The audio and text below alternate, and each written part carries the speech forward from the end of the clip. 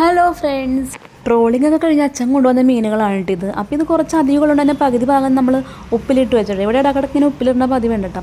അപ്പോൾ ഇത് അയിലയും കുഞ്ഞയിലയും കൊഴുവേന കേട്ടോ. അപ്പോൾ ഇത് മിനിയാവുന്ന ഉപ്പിലിട്ട് വെച്ചതാണ്. അപ്പോൾ നമ്മൾ നല്ലോണം ഉപ്പൊക്കെ പിടിച്ച് കഴിഞ്ഞിട്ടുണ്ട്. അപ്പോൾ ആദ്യം ഇതൊന്ന് 2-3 വർഷം കഴുകി എടുക്കണം കേട്ടോ. നമ്മൾ വെയിലത്തിട്ട് ഉണക്കാൻ പോകണേണ്. ഇവിടെ ഇങ്ങനെ മീൻ ഉണക്കിയെടുക്കൽ പതിവാണ്ട്. കാരണം അച്ഛൻ ഒരുപാട് മീൻ കൊണ്ടും അത് മുഴുവനും നമുക്ക് കറിക്ക് ആവശ്യമില്ലല്ലോ. അപ്പോൾ അതിൽ ഭൂരിഭാഗവും നമ്മൾ ഉണക്കൽ തന്നെയുണ്ട് പതിവ്. അപ്പോൾ അത് ഉപ്പിട്ട് വെച്ച മീൻ ഞാൻ വേറൊരു പാത്രത്തിലോട്ട് മാറ്റണം കേട്ടോ. നമുക്ക് കഴുകി എടുക്കണം, ഒരു 3 പ്രാവശ്യം കഴുകി എടുക്കണം കേട്ടോ. എന്നിട്ട് അവിടെ നമ്മൾ വെയിലത്തിടാനായിട്ട്. അപ്പോൾ വെയിലുള്ള ടൈമിലാണെങ്കിൽ നമുക്ക് പെട്ടെന്ന് ഉണങ്ങി കിട്ടും കേട്ടോ. അപ്പോൾ ഞാൻ ഒരു വേറെ പാത്രത്തിലേക്ക് മാറ്റുന്നത് നല്ല ഫ്രഷ് മീനാണ് കേട്ടോ. കൂടുതലും അയിലയാണ് ഉള്ളത്. അത് ഓരോ ടൈം അനുസരിച്ച് ഓരോ ടൈപ്പ് മീനായിരിക്കും നമുക്ക് കിട്ടുന്നത്. അപ്പോൾ ഇപ്പം കിട്ടിയേക്കണ കൂടുതലും അയിലാണ് കേട്ടോ. പിന്നെ കുറച്ച് കൊഴുവയുണ്ട് കേട്ടോ കൂട്ടത്തിൽ. എല്ലാം കൂടി മിക്സായിട്ടാണ് അച്ഛൻ കൊണ്ടുവരാറുള്ളത്. നിങ്ങൾക്ക് ഈ മീൻ കാണുമ്പോൾ തന്നെ അറിയാം, നല്ല ഫ്രഷ് ആയിട്ടുള്ള നല്ല പെടപെട നല്ല പച്ച മീനാണ്. അച്ഛനിങ്ങനെ ഡെയിലി കൊണ്ടുവന്നുകൊണ്ട് തന്നെ നമുക്ക് ഫ്രിഡ്ജിൽ സ്റ്റോർ ചെയ്ത് വെക്കേണ്ട ആവശ്യമില്ല കേട്ടോ. അതുകൊണ്ടാണ് ഉപ്പിലിടുന്നത്. പിന്നെ ട്രോളിങ്ങിൻ്റെ സമയത്താണെങ്കിലും നമുക്ക് അങ്ങനെ മീന് ബുദ്ധിമുട്ടൊന്നും ഉണ്ടാവാറില്ല കേട്ടോ. അതുകൊണ്ട് മീനെല്ലാം കഴുകി കഴിഞ്ഞിട്ടുണ്ട്. അപ്പോൾ നമുക്കിത് കൊണ്ട് വെയിലത്തിട്ട് ഉണക്കാനായിട്ട് ഇടാം കേട്ടോ. അപ്പോൾ ഇതാണ് ഈ ചാക്കാണ് കേട്ടോ നമ്മൾ ഉപയോഗിക്കുന്നത്. ഡെയിലി മീൻ ഉണക്കാൻ ഉപയോഗിക്കുന്ന ചാക്കാണ്. അപ്പോൾ ആവശ്യം കഴിഞ്ഞാൽ നമ്മളെടുത്ത് മടക്കി വെക്കലാണ് കേട്ടോ പതിവ്. അപ്പോൾ വെയിൽ കിട്ടുന്ന സ്ഥലം എന്ന് പറഞ്ഞാൽ നമുക്ക് ഈ ഒരു സ്ഥലത്താണ് വെയിൽ കൂടുതലും കിട്ടുന്നത്. അപ്പോൾ ഇവിടുത്തെ ചാക്കൊക്കെ വിരിച്ചിട്ടുണ്ട്. ഇനിയിപ്പോൾ ഞാൻ മീൻ ഓരോന്നായിട്ട് ഇങ്ങനെ ഇട്ട് കൊടുക്കണം നമ്മൾ. അപ്പം ഞങ്ങളുടെ വെല്ലിച്ചൻ്റെ വണ്ടി ഇതുപോലെ മീൻ ഹാർബറിൽ നിന്ന് എടുത്തിട്ട് പൈസയ്ക്ക് എടുത്തിട്ട് ഉണക്കിയിട്ട് ഇതുപോലെ മാർക്കറ്റിൽ കൊണ്ട് വിൽക്കലായിരുന്നു കേട്ടോ ജോലി.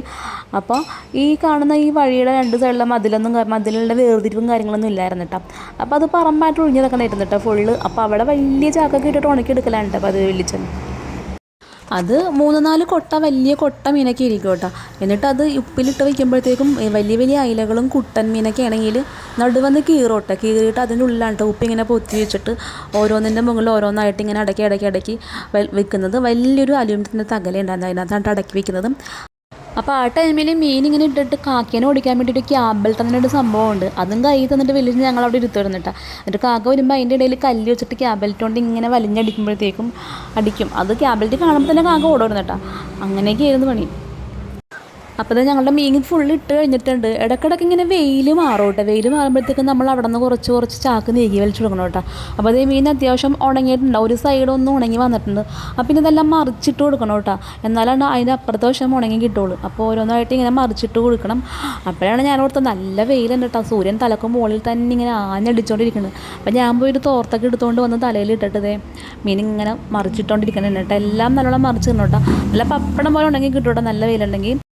അപ്പം അങ്ങനെ ഞാൻ അയിലക്കുട്ടന്മാരെല്ലാം മറിച്ചിട്ട് കഴിഞ്ഞിട്ടാ. പിന്നെ ഇതിൻ്റെ ഇടയിൽ കുറേ കുഞ്ഞുങ്ങളും കിടക്കുന്നുണ്ട് കേട്ടോ. വലിയ അയിലക്കുട്ടന്മാരുടെ ഇടയിൽ പാവങ്ങളെ ശ്രദ്ധിക്കാനില്ല കേട്ടോ.